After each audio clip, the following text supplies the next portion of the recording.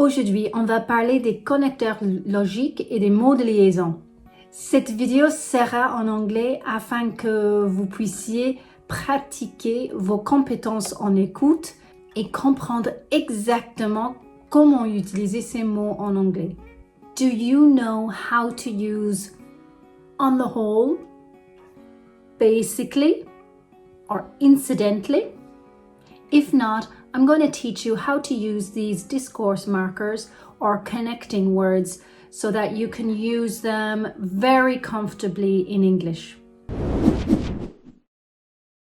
Now, the first expression or discourse marker we're going to talk about today is talking of or speaking of. I love this one. I use it all the time. And we use it to change the direction of a conversation while still keeping a link to what was said before. I'll give you an example. I'm going on a date tonight to that lovely new Italian restaurant on Pine Street. Good idea. Speaking of Italian food, I made a lovely lasagna at the weekend.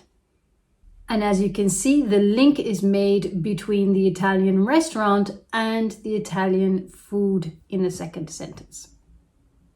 Now let's talk about basically. I use this word all the time, almost too much in English at the beginning of sentences.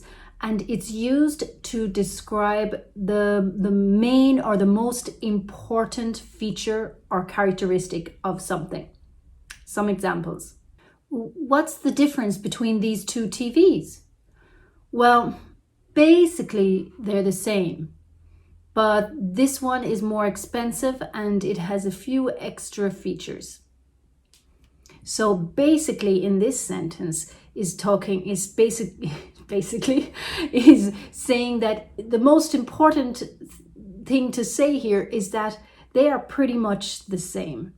Another example is that a mechanic in a garage might say to you, look, your car is basically okay, but it needs some new tires.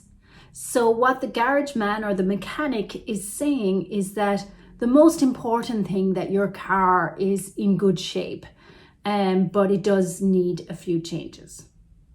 One last example. Did you like the movie? No, didn't like it that much. Why not?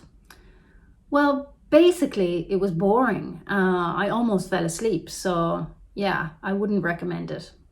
Let's move on to in any case. In any case is very similar to anyway or regardless. Now we use in any case when what we're talking about is more important than what we were just talking about in the previous sentence. Or we use it to come back to the main topic after a digression. We didn't go away at the weekend in the end because I had too much work. In any case, the weather was awful, so we didn't miss much. Either he escaped from prison or he died. In any case, we never saw him again. On the whole. On the whole is used like generally. We've had our bad times, but on the whole, we're pretty happy. It was a pretty good concert on the whole. On the whole, I feel that it was a good report, but it could be improved slightly. Incidentally. Incidentally is like a formal version of by the way. In spoken English, we use by the way a lot, but incidentally is used in more formal situations. And it is used to introduce something you just thought of or to change the subject. So we're meeting at 5 o'clock then? Oh, incidentally, can you bring that book I lent you last week? And again here, we can use by the way as well. Mr. Peterson would like to have a meeting with you next week. Oh, and incidentally, the travel arrangements for your trip to China are all set. Next one is all in all.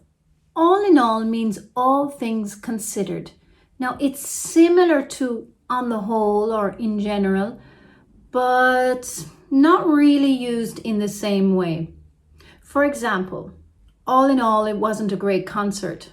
So what you're saying here is that all things considered, like the singer, the stage, the stadium, the sound, the lighting, all things considered, it wasn't a great concert.